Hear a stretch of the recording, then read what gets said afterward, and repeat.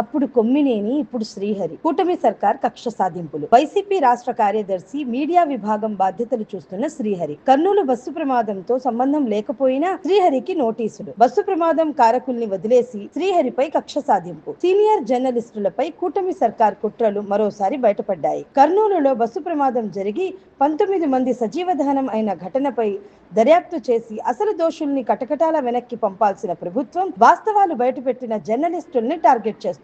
ఈ ఘటనపై ట్వీట్ చేసిన వైసీపీ రాష్ట్ర ప్రధాన కార్యదర్శిగా మీడియా వ్యవహారాలు చూస్తున్న సీనియర్ జర్నలిస్ట్ పూడి శ్రీహరిని ప్రభుత్వం టార్గెట్ చేసింది. సిఐడి అధికారులతో నోటీసులు ఇప్పించింది. కర్నూలు ప్రమాదంలో దోషుల్ని పట్టుకోవాల్సిన ప్రభుత్వం తమ తప్పుల్ని బయటపెట్టే వారిని టార్గెట్ చేయడం ఏంటన్న చర్చ జరుగుతోంది. అలాగే ప్రభుత్వం అసహనం కూడా మరోసారి బయటపడింది. 3 దశాబ్దాలుగా పాత్రికేయ వృత్తిలో ఉన్న పూడి శ్రీహరికి ముక్కుసూటిగా వ్యవహరించే జర్నలిస్ట్ గా పేరుంది. గతంలో ఈనాడుతో జర్నలిజం వృత్తిని ప్రారంభించిన శ్రీహరి ఈనాడు, ఈటీవీ, సాక్షి వంటి మీడియా హౌసుల్లో వివిధ హోదాల్లో పనిచేశారు. అనంతరం వైఎస్ జగన్ పాదయాత్ర చేసిన సమయంలో ఆయన కవరేజ్ ను దగ్గరుండి చూసుకున్నారు. దీంతో జగన్ ముఖ్యమంత్రి కాగానే శ్రీహరిని సిపిఆర్ఓగా నియమించుకున్నారు.